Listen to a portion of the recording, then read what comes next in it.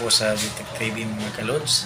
Tingnan natin po ang mga ginagawa ng ating mga construction worker kung paano tayo magpupundasyon ng ating bahay at paano po step by step po yung mga paglagay ng mga sukat.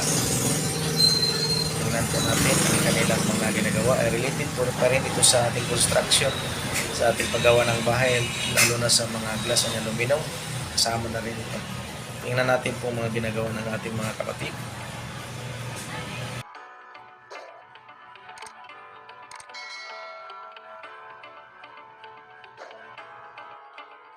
Ito na po mga kalods ang mga ginagawa ng ating mga kasamahan, mga kapatid natin na gumagawa ng construction. Kailangan po ay nakapalo yan lahat sa mga sukat. Yan, may mga latid po yan, nylon at saka mga kahoy. Kung saan ang saktong sukat, doon na po titirahin ng mga papakuan ng mga kahoy. Yan, sa paggawa ng ganitong construction, hindi dapat baliwalain. Kailangan ito ang may mga saktong sukat talaga ng mga metrosan, yung mga nylon po. Laki-laki po ito ang ginagawang construction ng mga kapatid natin. Yan. Kailangan po saktong-sakto po sa mga kantunisan yan, mga metrosan natin. Yan. At saka yung tunton niya, tinatawag nating tunton po. Kailangan susundin yan para walang problema yung mga latid natin, yung mga pundasyon ng ating mga pundasyon ng mga haligi. Yan. Hindi to, mas malaki itong bahay na ginagawa nila, building na kasi ito. Yan. Kita mo, pag mano mo lang sa pundasyon, kailangan gamit yan. Yan.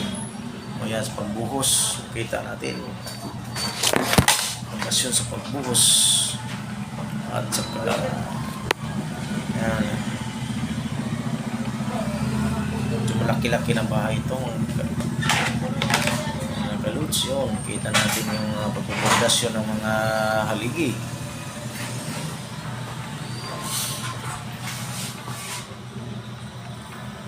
Malaki-laki ito mga kalods kasi may mga equipment na po na malaki ang ginagamit sa paggawa ng bahay. Maraming mga trabahante po ay madali lang po yan. Yan, sa paglalatid po at sa paglulubid ng mga yan,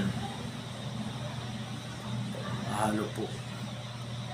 Kailangan po ginagawa nila ay parang bricks po, hindi po yan hollow block. Bricks po yung ginagawa nilang parang pader dito. Kita natin, ganda. Parang matibay itong mga kalods. Yan, sa mga pagbubuhos niyan ay kailangan nakaabang na lahat ng mga tapos may mga na po yan sa paglagay ng buhusan yan. Natanggalan ng simento para sa pagbuhos yan, lagyan ng tubig muna bago buhusan.